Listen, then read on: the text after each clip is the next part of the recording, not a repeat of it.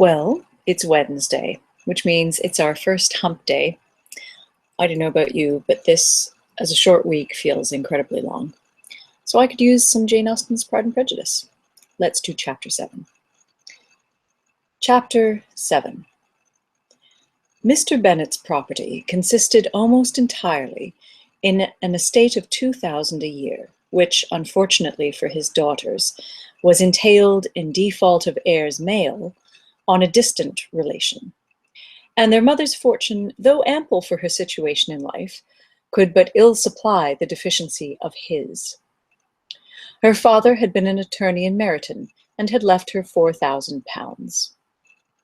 She had a sister married to a Mr. Phillips, who had been a clerk to their father and succeeded him in the business, and a brother settled in London in a respectable line of trade. The village of Longbourn was only 1 mile from Meryton, a most convenient distance for the young ladies, who were usually tempted thither 3 or 4 times a week to pay their duty to their aunt and to a milliner's shop just over the way. The 2 youngest of the family, Catherine and Lydia, were particularly frequent in these attentions. Their minds were more vacant than their sisters', and when nothing better offered, a walk to Meryton was necessary to amuse their morning hours and furnish conversation for the evening. And however bare of news the country in general might be, they always contrived to learn some from their aunt. At present, indeed, they were well supplied both with news and happiness by the recent arrival of a militia regiment in the neighborhood. It was to remain the whole winter, and Meryton was the headquarters. Their visits to Mrs. Phillips were now productive of the most interesting intelligence. Every day added something to their knowledge of the officers' names and connections. Their lodgings were not long a secret, and at length they began to know the officers themselves. Mr. Phillips visited them all, and this opened to his nieces a source of felicity pardon me, unknown before. They could talk of nothing but officers, and Mr. Bingley's large fortune, the mention of which gave animation to their mother, was worthless in their eyes when opposed to the regimentals of an ensign. After listening one morning to their effusions on this subject, Mr. Bennet coolly observed, "From all that I can collect by your manner of talking, you must be 2 of the silliest girls in the country. I have suspected it some time, but I am now convinced." Catherine was disconcerted and made no answer, but Lydia, with perfect indifference, continued to express her admiration of Captain Carter, and her hope of seeing him in the course of the day, as he was going the next morning to London. "I am astonished, my dear," said Mrs. Bennet, "that you should be so ready to think your own children silly. If I wish to think slightingly of anybody's children, it should not be of my own, however. If my children are silly, I must hope to be always sensible of it." "Yes, but as it happens, they are all of them very clever." "This is the only point, I flatter myself, on which we do not agree. I had hoped that our sentiments coincided in every particular, but I must so far differ from you as to think our 2 youngest daughters uncommonly foolish." "My dear Mr. Bennet, you must not expect such girls to have the sense of their father and mother. When they get to our age, I dare say they will not think about officers any more than we do. I remember the time when I liked a red coat myself very well. And indeed, so I do still at my heart. And if a smart young colonel with 5,000 or 6,000 a year should want one of my girls, I shall not say nay to him. And I thought Colonel Forster looked very becoming the other night at Sir William's in his regimentals." "Mamma," cried Lydia, "my aunt says that Colonel Forster and Captain Carter do not go so often to Miss Watson's as they did when they first came. She sees them now very often standing in Clark's library." Mrs. Bennet was prevented replying by the entrance of the footman with a note for Miss Bennet. It came from Netherfield, and the servant waited for an answer.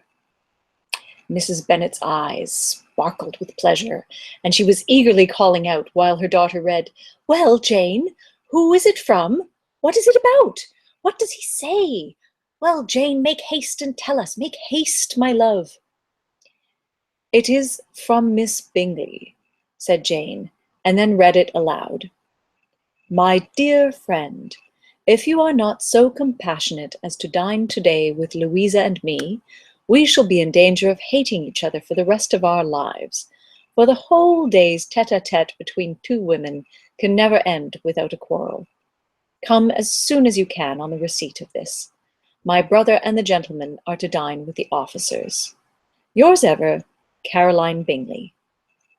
"With the officers!" cried Lydia. "I wonder my aunt did not tell us of that."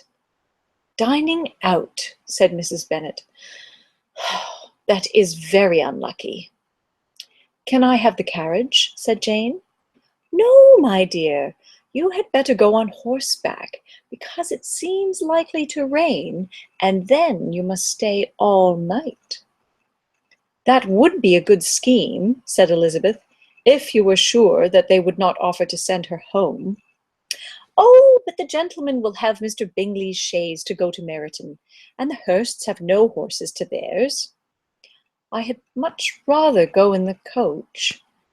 "But, my dear, your father cannot spare the horses, I am sure. They are wanted in the farm, Mr. Bennet, are not they?" "They are wanted in the farm much oftener than I can get them." "But if you have got them to-day," said Elizabeth, "my mother's purpose will be answered." She did at last extort from her father an acknowledgment that the horses were engaged. Jane was therefore obliged to go on horseback, and her mother attended her to the door with many cheerful prognostics of a bad day. Her hopes were answered. Jane had not been gone long before it rained hard. Her sisters were uneasy for her, but her mother was delighted. The rain continued the whole evening without intermission. Jane certainly could not come back. "This was a lucky idea of mine, indeed," said Mrs. Bennet more than once, as if the credit of making it rain were all her own. Till the next morning, however, she was not aware of all the felicity of her contrivance. Breakfast was scarcely over when a servant from Netherfield brought the following note for Elizabeth. "My dearest Lizzie, I find myself very unwell this morning, which, I suppose, is to be imputed to my getting wet through yesterday. My kind friends will not hear of my returning home till I am better. They insist also on my seeing Mr. Jones, therefore do not be alarmed if you should hear of his having been to me. And excepting a sore throat and headache, there is not much the matter with me. Yours, etc." "Well, my dear," said Mr. Bennet, when Elizabeth had read the note aloud, "if your daughter should have a dangerous fit of illness, if she should die, it would be a comfort to know that it was all in pursuit of Mr. Bingley and under your orders." "Oh, I am not at all afraid of her dying. People do not die of little trifling colds. She will be taken good care of. As long as she stays there, it is all very well. I would go and see her if I could have the carriage." Elizabeth, feeling really anxious, was determined to go to her, though the carriage was not to be had, and as she was no horsewoman, walking was her only alternative. She declared her resolution. "How can you be so silly," cried her mother, "as to think of such a thing in all this dirt? You will not be fit to be seen when you get there." "I shall be very fit to see Jane, which is all I want." "Is this a hint to me, Lizzie," said her father, "to send for the horses?" "No, indeed. I do not wish to avoid the walk. The distance is nothing when one has a motive. Only 3 miles. I shall be back by dinner." "I admire the activity of your benevolence," observed Mary, "but every impulse of feeling should be guided by reason, and in my opinion, exertion should always be in proportion to what is required." "We will go as far as Meryton with you," said Catherine and Lydia. Elizabeth accepted their company, and the 3 young ladies set off together. "If we make haste," said Lydia as they walked along, "perhaps we may see something of Captain Carter before he goes." In Meryton they parted.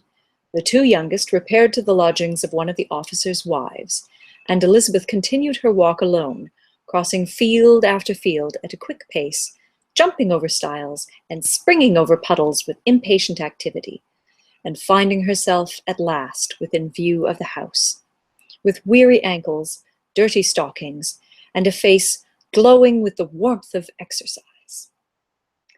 She was shown into the breakfast parlour, where all but Jane were assembled, and where her appearance created a great deal of surprise.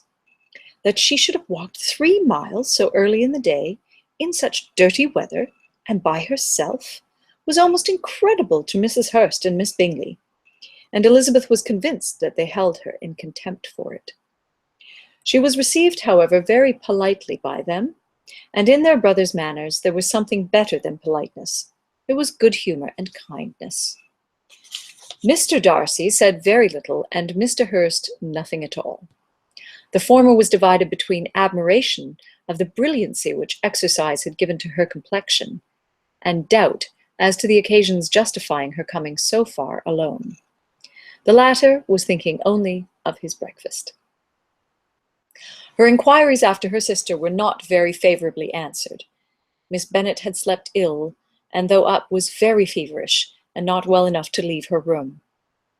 Elizabeth was glad to be taken to her immediately, and Jane, who had only been withheld by the fear of giving alarm or inconvenience for expressing in her note how much she longed for such a visit, was delighted at her entrance.